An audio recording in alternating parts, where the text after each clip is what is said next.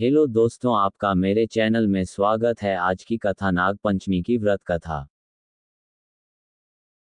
सालों पहले एक नगर में किसी सेठ के 7 बेटे रहते थे।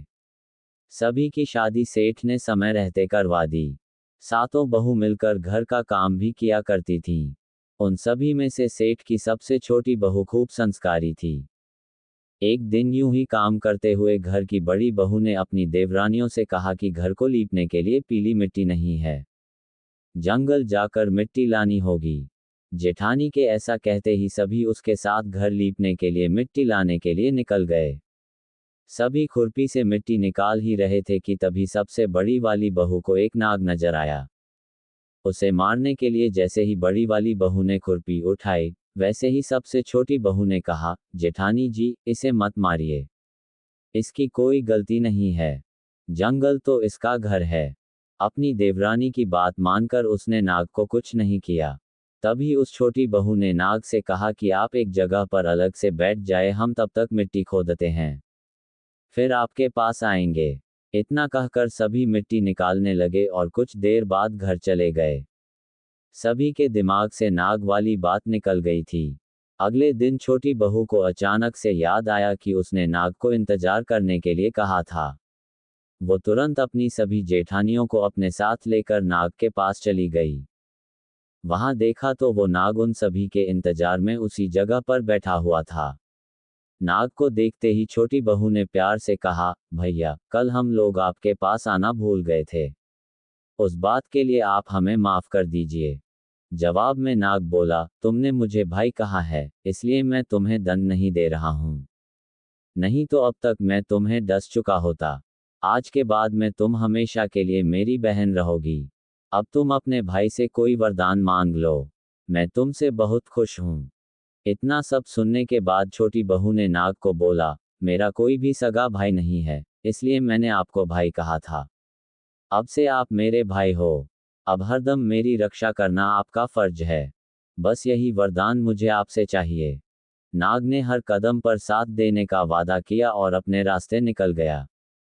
सेठ की सारी बहू भी अपने घर लौट गईं। कुछ समय बाद नाग इंसान का रूप बनाकर अपनी बहन से मिलने सेठ के घर गया। उसने सेठ से कहा कि मेरी छोटी बहन को बुला दो, वो आपकी छोटी बहू है। पहले तो उनके मन में हुआ कि बहू का कोई भाई ही नहीं था, ये कहाँ से आ गया। फिर भी उन्होंने अपनी छोटी बहू को बाहर बुलाया। नाग ने फिर साथ में बहन को अपने घर लेकर जाने की बात की। सेठ ने इसकी भी आज्ञा दे दी। तभी नाग ने अपनी बहन से पूछा, कहीं तुम मुझे भूल तो नहीं गई हो ना। जवाब में बहन बोली, नहीं भैया, मैं आपको बिल्कुल नहीं भूली हूं। फिर नाग ने कहा, मैं तुम्हें अपने घर लेकर जा रहा हूं, तुम मेरी पूंछ पकड़कर चलती रहना पीछे। उसकी बहन ने वैसा ही किया। कुछ ही देर बाद वो एक बड़े से मकान में पहुंच गए। वहां हर तरफ सोना चांदी और अन्य कीमती सामान थे। वहां नाग की बहन आराम से कुछ दिनों के लिए रहने लगी। नाग की माँ भी उसे खूब प्यार करती थी। एक दिन नाग की माँ ने छोटी बहू को अपने भाई के लिए दूध लेकर जाने के लिए कहा। छोटू बहू ने दूध को गर्म किया और भाई को पीने के लिए दे दिया। अब गर्म दूध पीते ही नाग का मुंह जलने लगा। ये सब देखकर नाग की माँ को खूब गुस्सा आया। नाग ने किसी तरह से अपनी माँ के गुस्से को शांत किया और बताया कि उसकी बहन को नहीं पता था कि मैं गर्म दूध नहीं पी सकता हूँ। अब नाग के परिवार के साथ कुछ समय बीताने के बाद सेठ की छोटी बहू अपने घर जाने लगी। नाग ने अपनी बहन को खूब सारी दौलत और आभूषण देकर विदा किया। बहू के साथ घर में इतना सारा धन आते देख सेठ और उसकी जेठानियां हैरान हो गईं। एक दिन नाग की बहन को घर की बड़ी बहू ने कहा कि तुम अपने भाई से और सोना चांदी लेकर आओ, उसके पास तो खूब पैसा है, वो तुम्हें मना नहीं करेगा। छोटी बहू ने अपने भाई नाग को ये बात बताई। इसके बारे में पता चलते ही नाग ने अपनी बहन का घर तरह तरह के आभूषणों से भर दिया। सभी जेवरातों में से एक हीरे का हार बेशकीमती था। उसे देखते ही हर किसी का मन उस पर आ जाता था। होते होते उस हीरे की हार की खबर राज्य की रानी तक पहुंची। उसने छोटी बहू से हार लेकर खुद अपने पास रख लिया। दुखी होकर सेठ की छोटी बहू ने अपने भाई को इसके बारे में बताया। गुस्से में उसके नाग भाई ने रानी के गले के हीरे के हार को नाग बना दिया। इससे डरकर रानी ने एकदम हार को अपने गले से उतारा और सेठ की छोटी बहू को महल बुलवाया।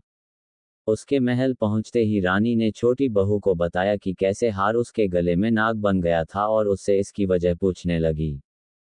तब सेठ की छोटी बहू ने बताया कि नाग भाई ने यह हार सिर्फ मुझे पहनने के लिए दिया है। इसे कोई दूसरा इंसान गले में डालेगा तो ये तुरंत सांप बन जाएगा। इस बात को सही साबित करने के लिए रानी ने सेठ की छोटी बहू को सांप बन चुके हार को पहनने के लिए कहा। छोटी बहू ने जैसे ही नाग बने हार को गले में डाला तो वो दोबारा हीरे के हार में बदल गया। महारानी ने ये सब होते हुए खुद अपनी आंखों से देखा और हैरान रह गई। अब उसे सेठ की छोटी बहू की बात पर यकीन हो गया। उसने हार छोटी बहू को अपने साथ लेकर जाने के लिए कहा। इतना सब होने के बाद रानी ने सेठ की छोटी बहू को कुछ सोने की मुद्राएं देकर महल से विदा कर किया। अब सेठ की छोटी बहू घर में सोने के सिक्के लेकर पहुंची। ये सब देखकर सेठ की बड़ी बहू को जलन होने लगी। उसने सोचा कि क्यों न ऐसा कुछ किया जाए जिससे देवरानी परेशान हो जाए। उसने अपने देवर से पूछा, आखिर तुम्हारी पत्नी को इतने आभूषण, धन, ये सब कुछ कैसे मिल रहा है? तुम्हें उस पर ध्यान देना चाहिए। यूं ही तो कोई किसी को इतना सारा धन, जेवरात और सोने के सिक्के नहीं दे देता है। पता करो कि आखिर क्या मामला है। भाभी से अपनी पत्नी के बारे में इतना सब सुनने के बाद उसके मन में अपनी पत्नी के लिए शक पैदा हो गया। उसकी हर बात को वो शक भरी निगाहों से देखने लगा। एक दिन इस बारे में उसने अपनी पत्नी से बात की। खुद के लिए अपने पति से ऐसा सब सुनने के बाद वो दुखी हो गई। उसने सीधे अपने नाग भाई से मुलाकात की और अपने पति द्वारा कही गई सारी बातों के बारे में बता दिया। अपनी दुखी बहन को देखकर नाग को भी गुस्सा आया। सीधे वो अपनी बहन के पति से मिला और बोला कि अपनी बहन को जेवरात और दूसरे तोहफे मैंने दिए हैं, तुम्हें उस पर किसी भी तरह का शक करने की जरूरत नहीं है। वो बहुत ही अच्छी है और अगर आगे से कभी भी तुमने उसे कुछ गलत कहा या उस पर शक किया तो मैं तुम्हें जिंदा खा जाऊंगा। नाग से ये सब सुनने के बाद सेठ के बेटे ने उससे माफी मांगी और कहा कि आज के बाद से मैं ऐसी बातें बिल्कुल भी नहीं करूंगा। आप मेरे ऊपर गुस्सा मत कीजिए। मैं आपकी बहन को किसी तरह का दुख नहीं होने दूंगा।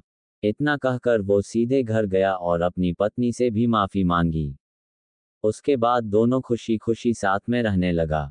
इसी तरह सेठ की छोटी बहू हर तरह की मुसीबत में अपने भाई को याद करती और वो उसकी परेशानी को दूर कर देता।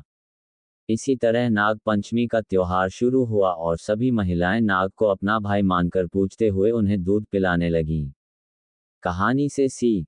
नाग पंचमी कथा से दो सीख मिलती है। पहली यह कि किसी दूसरे के भड़काने पर और उनकी बातों से प्रभावित होकर अपने लोगों पर शक नहीं करना चाहिए। दूसरी सीख है कि अच्छा करने और सोचने वालों को उसका सकारात्मक फल जरूर मिलता है।